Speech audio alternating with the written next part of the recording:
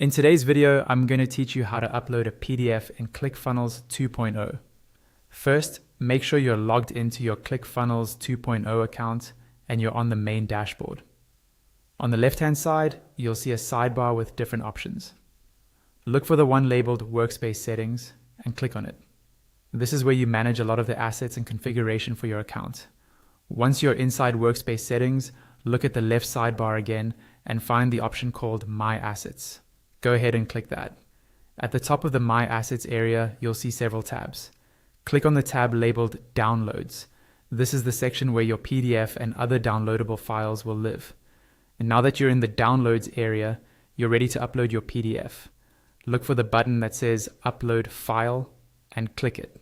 A form will appear where you can give your PDF a name. Choose a clear, descriptive name here, because this is what you'll see later when you're searching through your files. After you've entered the name, click Upload File. A file browser window will pop up from your computer.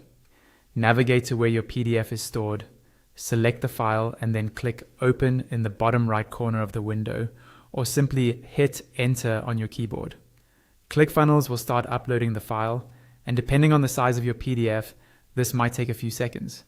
You also have the option to add a preview image to your PDF.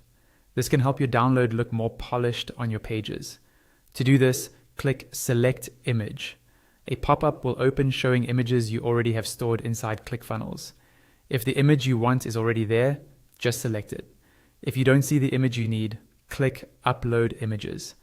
Another pop-up from your computer will open, and you can choose an image file just like you did with the PDF. Once the image has uploaded and you've selected it as the preview, click Create File to finalize everything. After a moment, the page will reload back to your download section, and you should now see your new PDF in the list of files. If you want to get the direct URL for this PDF, click on the file name in the list.